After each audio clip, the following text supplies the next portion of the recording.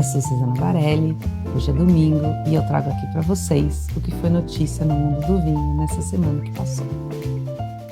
Eu começo contando de um texto que subiu ontem na Leva Filosofia, lá no Paladar, no Estadão, e que eu ainda estou em clima de Anfra Wine Day, e eu mostro para vocês essa plaquinha. Essa plaquinha estava ali na porta da minha sala de degustação, que é uma delícia essa maneira de degustar sentado e produtores me acham facilmente. O Anfra Wine Day, que é esse evento que eu fui lá em Portugal, esse ano foram quase 50 produtores de vinhos em Anfra. E o texto no Paladar é uma entrevista com o Pedro Ribeiro, que foi o criador desse evento, desse Anfra Wine Day, e mais do que isso, foi um dos primeiros enólogos contemporâneos, vamos dizer assim, do Alentejo, a acreditar no vinho em Anfra, que lá eles chamam no vinho em talha. E aí, com mudanças que a gente pode contar até relativamente simples, como adiantar tempo de colheita, como cuidar melhor da ânfora, limpar melhor a ânfora, ele foi mostrando que os vinhos em ânfora ou os vinhos em talha podem ter, sim, mais qualidade. Não ser só aquele vinho cultural, de lembrança, de que meu avô fazia assim, meu bisavô fazia assim, eu também faço. Isso deu um super impulso ao vinho em ânfora e é o que eu conto na entrevista que está lá no Paladar. Conta um pouquinho do passado, de como é que foi esse caminho do Pedro e também do que esperar dos vinhos em ânfora agora, no futuro, vamos dizer assim. Também em novembro, sempre acontece no terceiro final de semana do mês, o leilão do Hospício de Borno. Para lembrar, o Hospício de Borno fica na Borgonha, é uma espécie de Santa Casa de Misericórdia. Ele foi fundado por um casal que queria fazer um serviço social, um serviço de apoio aos pobres, ainda no século XV, em 1443, se eu não estou enganada. E ao longo dos séculos, o hospício foi recebendo de alguns moradores, como gratidão, vinhedos. Afinal, o hospício está na Borgonha. Hoje o hospício tem 60 hectares de vinhos. É muita coisa para o Pradão da Borgonha. E aí o que acontece?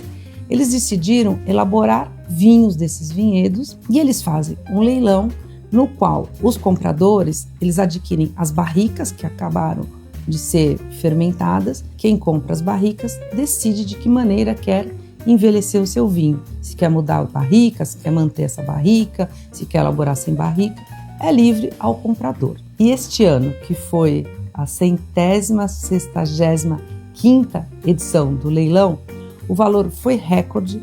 Eles arrecadaram 21,5 milhões de dólares. Como tem virado meio, vamos dizer assim, quase uma tradição, tem um brasileiro que chama muita atenção nesse leilão. É o Alaor Lino, que aqui no Brasil tem uma importadora que chama Anima Vinho. O Alaor, ele começou a comprar vinhos no hospício a partir do meados da década passada, 2015, 2016, não lembro.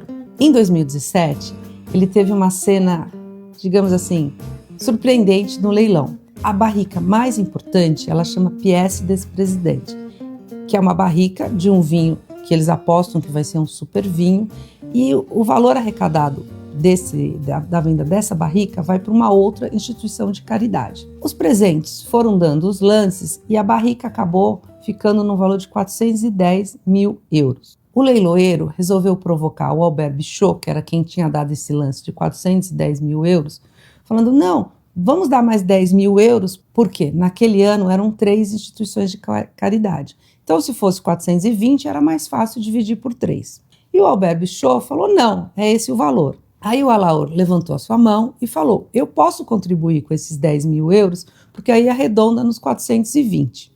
As pessoas falaram mais, divulgaram mais o Alaor, que pagou 10 mil euros, do que o Albert Bichot, que pagou 410 mil euros pela barrica. E quando foi receber, teve uma solenidade lá, o Alaor ainda pediu para o Albert Bichot lhe dar 2 garrafas desse vinho. Ou seja, ele chamou muita atenção para ele e é o jeito do Alaor de ser. Depois disso, ele já comprou em 3 outras edições a Pièce de Presidente e nesse ano ele ajudou a inflacionar o preço da barrica do Pièce de Presidente. Era uma barrica, o último lance do Alaor foi de 380 mil euros e no final foi comprado por uns chineses que pagaram 400 mil euros para o leilão. Os chineses ficaram felizes e o Alaor mais uma vez se destacou na cena desse leilão. Quero comentar um pouquinho da lista dos 100 melhores vinhos da Wine Spectator. A lista foi divulgada nessa semana e é tradicional. Essa revista norte-americana ela publica todo ano a relação dos 100 melhores vinhos, obviamente do que foi degustado, da qualidade do vinho, mas também do que eles consideram uma boa relação qualidade-preço e da disponibilidade do vinho no mercado norte-americano. O ano passado, quem venceu, por exemplo, foi o Dom Melchior, que é bastante conhecido dos brasileiros, teve um super retorno por estar em primeiro lugar nessa lista.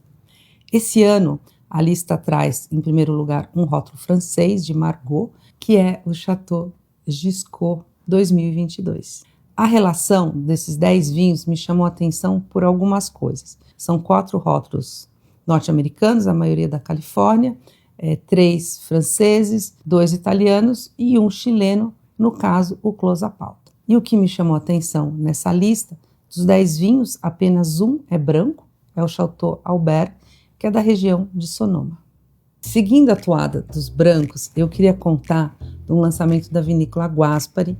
A Guaspari é uma das referências ali do sistema de poda invertida, aquele que a gente inverte a época da colheita para o inverno, na Serra da Mantiqueira. E o que aconteceu? A Guaspari agora começou a fazer vinhos também no Uruguai e com a poda tradicional. É meio um tilt quando a gente pensa, numa vinícola que ao longo desses últimos anos vem construindo toda uma linguagem, uma filosofia de poda invertida. Agora, o que levou a Guaspari a elaborar vinhos em Canelones, no Uruguai? Eu já falei muito aqui dessa tendência de aumento de consumo e, consequentemente, vai ter que ter a produção de vinhos brancos. A Guaspari focou seus vinhedos em uvas tintas. A Syrah é seu grande cartão de visita. E aí, como é que se aumenta de uma hora para outra a produção de brancos? Foi isso que levou a Guaspari ali para o Uruguai. Ela lançou apenas um vinho, ele tem o nome Porcelino Branco e ele se soma a uma nova linha que também tem o porcelino tinto, mas aí o porcelino ele é feito com uvas ali da Serra da Mantiqueira. No branco é um corte de alvarinho com Sauvignon Blanc, baseado bastante no frescor, e tem isso, é um vinho do Uruguai e não no Brasil. Eu acho que quando a gente pensa em aumento de consumo de vinho branco, é uma super notícia e é um caminho que outras vinícolas muito provavelmente devem tomar, de encontrar terroirs que sejam propícios à elaboração de vinhos brancos. E como demora 3, 4, às vezes até mais anos para a videira começar a ter uvas de qualidade, de complexidade para um vinho branco, o caminho é mesmo procurar outros terroirs. Só que no caso da Guaspari, acendeu uma luzinha aqui na minha cabeça. Mas quem sou eu para dizer o que é correto ou não? Eu consigo ver uma lógica importante de mercado, de ir procurar lugares onde é possível elaborar vinhos brancos. A minha única colocação nisso é o seguinte: a Guaspari é uma vinícola importante por todo o trabalho que fez ali em Espírito Santo do Pinhal e em toda a região da Serra da Mantiqueira. Eu fico pensando qual é a mensagem que isso vai passar para o consumidor. Opa, é uma vinícola de poda invertida? É uma vinícola tradicional? A comunicação da vinícola, e isso o seu enólogo Gonçalo fala bastante, é mostrar que é possível procurar diversos terroirs. Eles já têm o terroir da montanha, ali na Serra da Mantiqueira, e agora está procurando um terroir influenciado pelas brisas do Atlântico. Desde 2014, a Krug, que é um dos grandes nomes de champanhe, faz uma homenagem aos ingredientes, principalmente aos vegetais. Como que é essa homenagem? Ela convida diversos chefes que trabalham nas embaixadas Krug a criarem uma receita exclusiva com o ingrediente do ano e que harmonize com o seu champanhe. Ela começou com tomate, já teve batata, já teve limão, vários outros ingredientes. Este ano, os chefes receberam o convite de criar receitas com a cenoura. O resultado é um livro que eu vou mostrar aqui para vocês, que traz todas essas receitas com fotos e explicações. Aqui são 146 receitas, inclusive uma brasileira, que é a receita do restaurante Kinoshita. Kinoshita é o único restaurante que é uma embaixada da Krug aqui no Brasil. E a receita, como a gente está falando de um restaurante japonês, não poderia ser outra senão um tempurá, no caso, um tempurá de cenoura. Quero trazer também um jantar com Hans Wijndiers. Eu sempre erro o sobrenome dele, mas o que importa é que é o Hans, que ele é um enólogo dinamarquês. Ele já fez grandes vinhos, como o Argiano, por exemplo. E em um dado momento da vida dele, ele acabou sendo apresentado a um vinhedo no sul da Argentina, na Patagônia Argentina, e se apaixonou por esse vinhedo. Eram vinhedos de vinhas velhas de Malbec. Ele investiu bastante na recuperação das vinhas e esse é o projeto Noemia. Tinha uma época que o Noemia era bem presente no mercado brasileiro e agora tem um esforço de voltar a trazer esse vinho. O Noemia nasce de um vinhedo de vinhas muito velhas de Malbec e mostra toda a complexidade que essa uva pode ter. E aí a gente falando no Malbec fora das regiões mais conhecidas do vinho argentino, moldadas pela influência do Rio Negro que corre ao redor. Eu quero contar, por fim, do projeto Les à Les que eu degustei essa semana. São vinhos que você vai reconhecer porque o rótulo dele imita um ticket de passagem de trem. É um rótulo criativo e eles são importados aqui pela EMI Wine. É um projeto de 2 enólogos, o Jorge Rosa Santos e o Rui Lopes, e que eles procuram resgatar variedades autóctones pouco conhecidas de Portugal. São vinhos que destacam muito o seu toque mais mineral, a sua acidez bem integrada, são vinhos mais focados na fruta e não tanto na concentração. É um projeto muito interessante e que se chama Wine Attitude. Dos vários vinhos que eu degustei dessa vez, eu queria chamar a atenção para um vinho que se chama Arinto de Pedra e Cal. Ele é da DOC Pucelas. E por que eu quero falar desse vinho?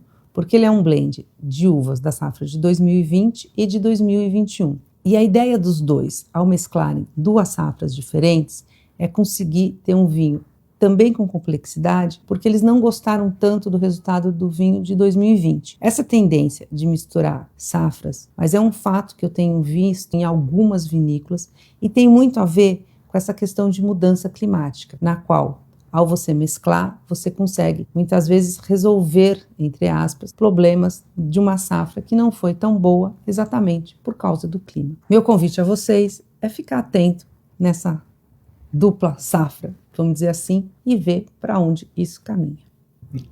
Então é isso. Espero que vocês tenham gostado desse resumo da semana. Espero vocês a semana que vem.